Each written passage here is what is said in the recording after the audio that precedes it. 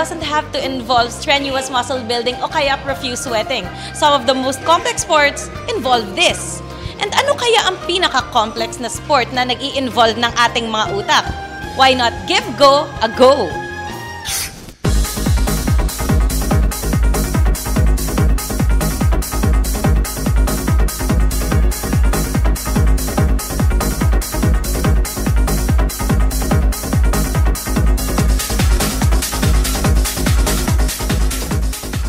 You've seen it everywhere.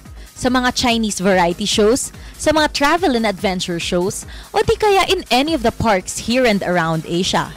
Pati anime series na conquer na rin ng Go craze. Pero teka, ano nga ba ang Go? Ayon sa founder ng Philippine Go Association na si Hiromoto Izeki, naimbentong larong ito sa China 4,000 years ago pa. Lumaganap ito sa Japan at Korea mga 1,500 na taon nang nakalipas. Para itong chess dahil itim at puti rin ang pambato ng mga manlalaro nito. Pero mas maganda ata kung ide-demonstrate ang pamamaraan ng paglalaro nito.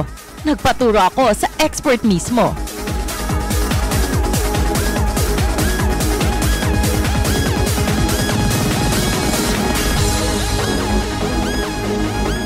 Naku, nakaka-addict nga siya.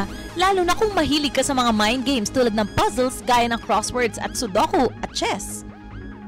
Hindi pa ganun kalaganap ang Go craze sa Pilipinas di tulad ng ibang mind games gaya ng Sudoku o kaya ng mga crossword puzzles, ngunit somehow it has gained a cult following dito sa ating bansa. Katunayan, may mga delegates nga ang ating bansa para sa darating na Go tournament na gaganapin sa Korea.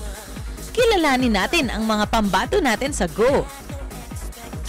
Kasama ko ngayon ang mga miyembro ng Philippine Go Association. Sila ay lalaban sa Korea sa darating na linggo. Your names, please. Hi, I'm Cherise. Maan.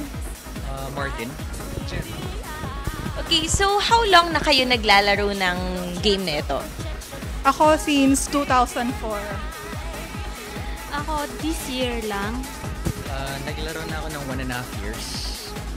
3 years. Kwento nyo naman sa amin kung paano kayo na-involve sa paglalaro nito. Ako, before I played Go kasi, nanonood ako ng mga anime. So yung first game ko, dahil yun na-influence ako sa anime na Hikaru no Go. In-encourage lang ako ni Mr. O, dati kong boss yung Korean official namin, na maglaro and then isinali niya ako dito sa Go. Me and my friend kasi, we needed parang outlet sa work parang pastime. Because very strenuous yung sa work namin na parating na sa computer. So, he happened to view anime series na about Go nga, which is Hikaru no Go. Very similar din sa kanila. Although ako yata yung pinakamatagal na naglalaro in a way. Ako hindi sa anime, pero I used to collect comic books. And one of the comic books was what the anime was based on. So, what would you like to tell our viewers, especially those who are looking for a good pastime to, release their stresses at work or just look for something to do? How would you want to promote this passion of yours? With regards to Go, I'd like people to try out the sport. It's a very interesting game. People might think it complex at first because it's black and white stones and they don't know the rules, but it's very actually easy. But once you get into it, it's a very deep, interesting game. And I really feel that as Filipinos, this is something that we can also excel in because it's a very nice sport.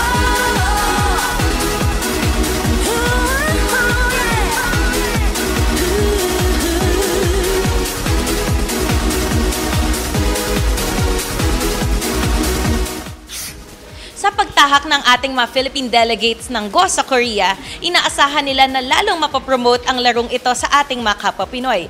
Para sa PCTV News, kasama si Edgar Nono, Morgo Diona, nag-uulat.